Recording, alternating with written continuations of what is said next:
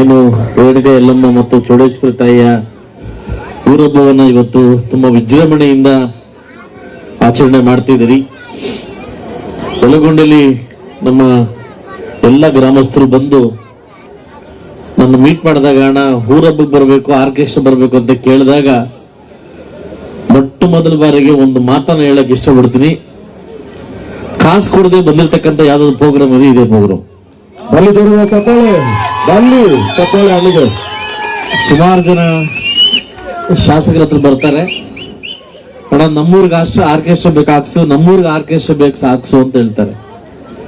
ಏನೋ ಊರೆಲ್ಲ ಬಂದವ್ರು, ಹುಡುಗರು ಬಂದವ್ರೆ, ಯಾರೋ ಕೃಷ್ಣಪ್ಪ ಎಲ್ಲ ಬಂದವ್ರೆ, ನಮ್ಮ ಪದ್ಮನಾಭ ಬಂದವನೆ, ಮೋಸ್ಟ್ಲಿ ಏನೋ ಕಾಸು ಕೇಳ್ತಾರೆ ಅಂತ ಅನ್ಕೊಂಡೆ ನಾನು.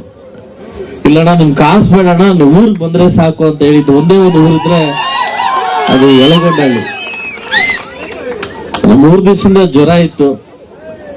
ನಾನು ಬೆಳಗ್ಗೆಯಿಂದ ಡಾಕ್ಟರ್ ತೋರಿಸ್ಕೊಂಡು ಮಲಗಿದ್ದೆ. ನಾನು ಡಾಕ್ಟರ್ ಹೇಳಿದ್ರು 2 ಡೇಸ್ ರಜಾ ಬೇಕೇ ಬೇಕು, ತುಂಬಾ ಫೀವರ್ ಇದೆ, ಹೋಗ್ಬೇಡಿ ಅಂದ್ರು. ನಾನು ಏನಾದ್ರು ಮಾಡಿ ಈ ಕಾರ್ಯಕ್ರಮ ಬರ್ಬೇಕು ಅಂತ ಕೇಳ್ಕೊಂತ ಇದ್ದೆ. ಕೃಷ್ಣಪ್ಪ ಫೋನ್ ಮಾಡೋದು ಮಾತಂದ್ರು, ಅಣ್ಣ ನೀನ್ ಬರ್ದೇ ಇದ್ರೆ ನಮ್ಮ ಮಾನ ಮರ್ಯಾದೆ ಹೋಗ್ಬಿಡುತ್ತೆ ಅಂತಂದ್ರು. ನಾನು ಅವಾಗ್ಲೇ ಎದ್ದು ಸ್ನಾನ ಮಾಡಿ ಬಂದ್ಬಿಟ್ಟೆ.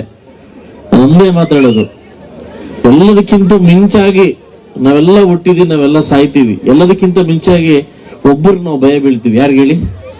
ದೇವ್ರಿಗೆ. ಪ್ರತಿಯೊಬ್ಬ ಮನುಷ್ಯನಿಗೆ ಅಹಂಕಾರಕ್ಕೂ ದುರಹಂಕಾರಕ್ಕೂ ವ್ಯತ್ಯಾಸ ಏನಂದ್ರೆ, ಅಹಂಕಾರ ಬಂದ್ರೆ ಹೋಗ್ಬಿಡ್ತಾರೆ, ದುರಹಂಕಾರ ಬಂದ್ರೆ ಹೋಗಲ್ಲ. ಸಾಕಷ್ಟು ವಿಚಾರಗಳು ಬಂದಾಗ ಈ ಜೀವನ ಅನ್ನೋದು ಅಹಂಕಾರ ಇರಬೇಕು, ದುರಹಂಕಾರ ಇರಬಾರ್ದು. ಬಟ್ ಸುಮಾರು ಜನಕ್ಕೆ ನಾನು ನೋಡಿದಾಗ ಅಹಂಕಾರ ಬಂದು ಹೋಗ್ತದೆ, ದುರಹಂಕಾರ ಸುಮಾರು ಹತ್ಕೊಂಡಿರ್ತದೆ. ನಾನು ಒಂದೇ ಕೇಳೋದು, ದೇವರೆಲ್ಲದಕ್ಕಿಂತ ಮುಂಚೆ ದೇವರಿಗೆ ಮೆಚ್ಚುವಂತ ಕಾರ್ಯಕ್ರಮ ಮಾಡಬೇಕು. ನೀವೆಲ್ಲ ಸೇರಿ ಮಾಡ್ತಾ ಇದ್ರಿ, ತುಂಬಾ ಸಂತೋಷ ಆಯ್ತು. ಯಲಗೊಂಡಲ್ಲಿ ನನ್ನೆಲ್ಲ ಗ್ರಾಮಸ್ಥರು ಇವತ್ತು ನನ್ನ ಜೊತೆ ಡಿಸಿ ಬ್ಯಾಂಕ್ ನಿರ್ದೇಶಕರು ಮತ್ತು ನಮ್ಮ ಜಗದೀಶನವರು ಹಾಗೂ ನಮ್ಮ ಪದ್ಮನಾಭನವರು, ವೆಂಕಟೇಶಣ್ಣವರು ಹಾಗೂ ನಮ್ಮ ಡಿ.ವಿ. ರಘುಣ್ಣವರು, ನಮ್ಮ ಲಕ್ಷ್ಮಣವರು, ಪೊಮ್ಮಳ ಮಂಜಣ್ಣವರು, ಸುಮಾರು ಜನ ನಾಯಕರು ನನ್ನ ಜೊತೆ ಸೇರಿ ಗ್ರಾಮಕ್ಕೆ ಬಂದಿದ್ದಾರೆ.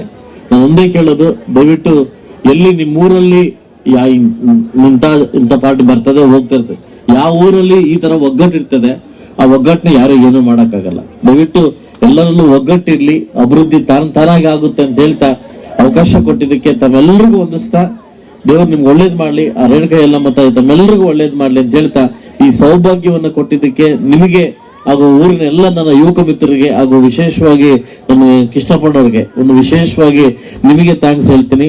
ಹಾಗೂ ಮುನ್ರಾಜ್ ಅವ್ರಿಗೆ ಮತ್ತು ದೊಡ್ಡಮನಪ್ಪನವ್ರಿಗೆ ಎಲ್ಲರೂ ಥ್ಯಾಂಕ್ಸ್ ಹೇಳಿ ನನ್ನ ಮಾತು ಮುಗಿಸಿ ಇಲ್ಲಿಂದ ಹೊರಡ್ತಾ ಇದ್ದೀನಿ. ನೀವು ಗೊತ್ತು, ನೀವು ನನ್ನ ಭಾಷಣ ಕೇಳಕ್ ಬಂದಿಲ್ಲ, ನಾನ್ ನಿಮ್ಮನ್ನ ನೋಡಕ್ ಬಂದಿದ್ದು, ನೀವು ನಮ್ಮನ್ನ ನೋಡಕ್ ಬಂದಿಲ್ಲ.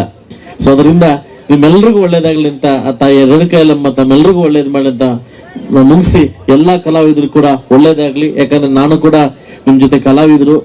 ನಮ್ ಕಲಾವಿದ್ರು ಬದುಕಿ ಹೆಂಗಂದ್ರೆ, ಯಾರಾದ್ರೂ ಆರ್ಡರ್ ಕೊಟ್ರೆ ಮಾತ್ರ ನಮ್ ಕಲಾವಿದ್ರು ಬದುಕಿಗೆ ಸಾಧ್ಯ ಆಗ್ತದೆ. ಸೊ ಯಾಕೆ ಕೂಡ ನಾನು ಕೂಡ ಸುಮಾರು 16 ಸಿನಿಮಾ ಮಾಡಿ ಸುಮಾರು ಫೇಲ್ ಆಗ್ತವೆ, ಸಿನಿಮಾ ಹಿಟ್ ಆಗ್ತದೆ. ಆದ್ರೆ ಸಿನಿಮಾ ಹಿಟ್ಟಾದಾಗೂ ಚೆನ್ನಾಗಿರ್ಬೇಕು, ಫೇಲ್ಯೂರ್ ಆದಾಗೂ ಚೆನ್ನಾಗಿರ್ಬೇಕು. ತಮ್ಮೆಲ್ಲರೂ ಕಲಾವಿದರಿಗೆ ಒಳ್ಳೇದಾಗಲಿ ಅಂತ ಬಯಸಿ ಇಲ್ಲಿಂದ ಹೊರಡ್ತಾ ಇದ್ದೀನಿ. ಜೈ ಹಿಂದ್, ಜೈ ಕರ್ನಾಟಕ.